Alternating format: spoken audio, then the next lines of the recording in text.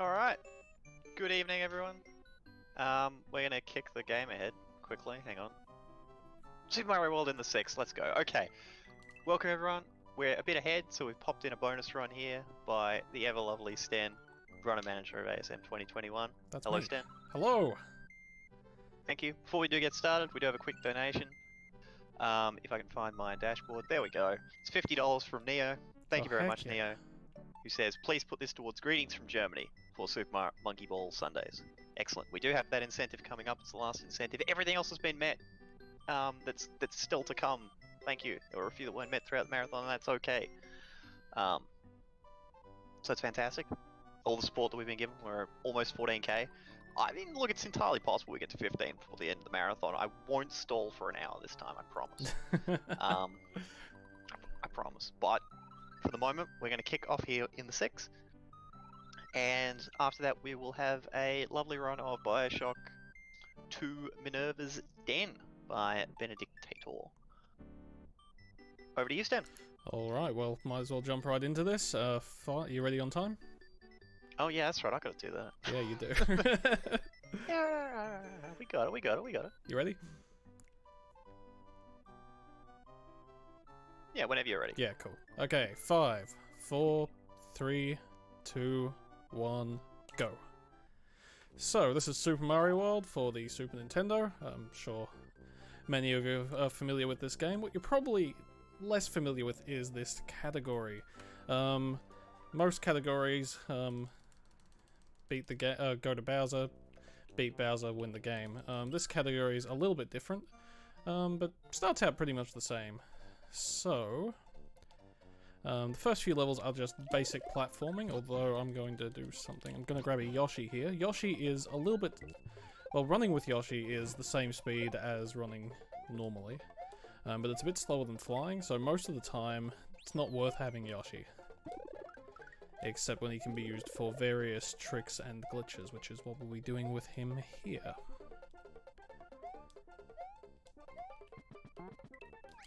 So, got Yoshi, got to the end of Yoshi's Island 2, and I'll actually, instead of going on to Yoshi's Island 3 immediately, I will be backtracking to Yoshi's Island 1, and the reason we do it in this order is because we need Yoshi for a little trick at the end of this level. Okay, I think I stomped on that and ate it. Please grab the fire. Fire is important for this trick.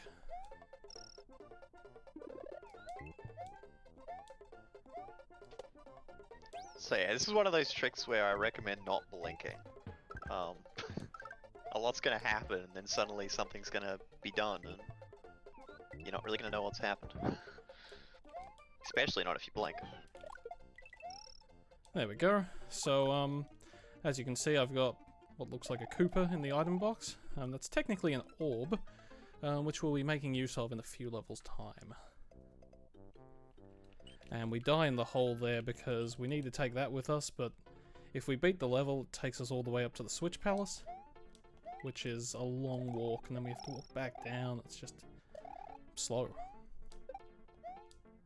That's not the goal here. I mean, we are the Australian Speedrun Marathon after all. Exactly. Australian Slow Run Marathon. So in this level, it's fairly straightforward platforming, but I am running across these brown platforms for as long as possible because they do push Mario forward slightly, saving just a few frames each time, but it does add up.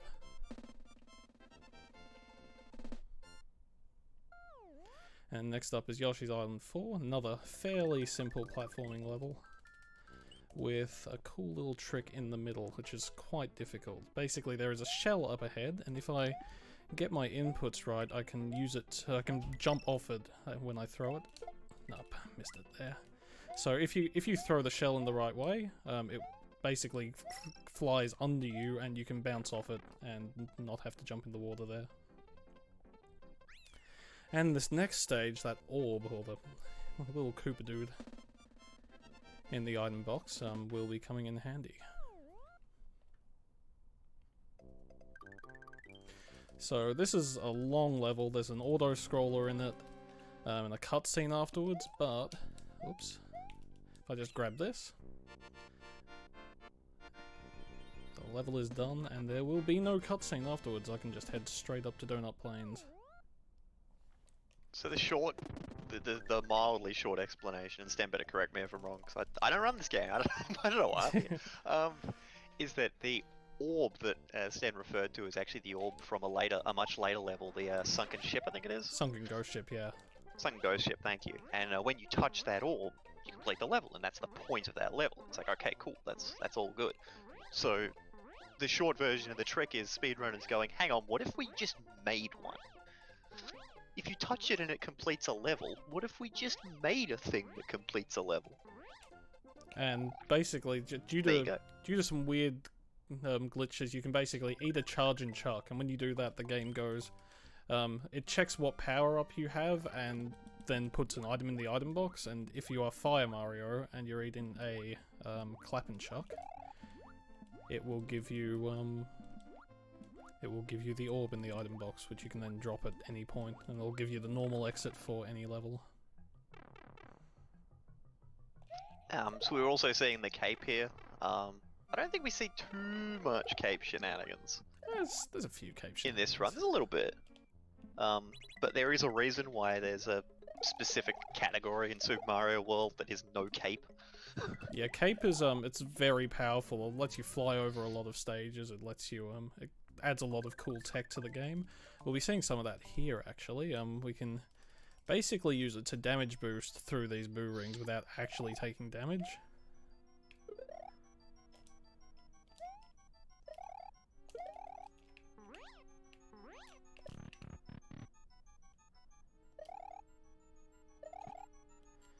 Yeah, so basically when Mario's in normal flight, he, if he gets hit, or like in any situation where he'd take damage, he just,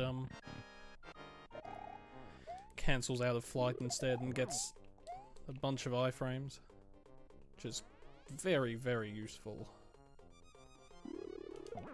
Yeah, and it's one of those things where it's just useful basically everywhere. Yeah, I think there is like one level that is faster without cape. Got the wall clip, let's go! This run is blessed. I mean, you're only running the best category, so of course it's blessed. Makes perfect sense to me.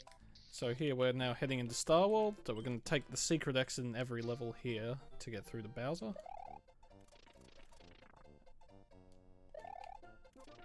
And the cool thing about these turn blocks is basically only 4 can be spinning at a time, and then Mario's cape can end up hitting the ones around him, and then the ones, like the blocks that he is inside will stop spinning, and he'll move rapidly downwards, and it causes sort of a chain reaction. That was actually an incredibly good Star World 1.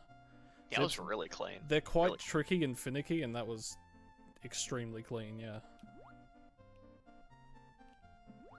And this is Star World 2. As we saw earlier, it is slightly faster to swim while holding an item.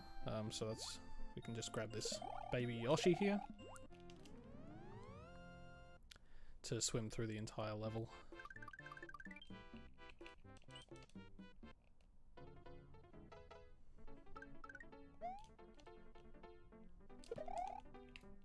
Oops, got caught up on the P-switch. What I was trying to do was an item flight, where you can pick up an item while flying and then fly with it. And next up is Star World 4. Super Mario World may be known for flying over levels, but in this one we are breaking that trend by flying under. Well, you know, gotta keep people guessing. Gotta mix it up a bit, yeah. Exactly.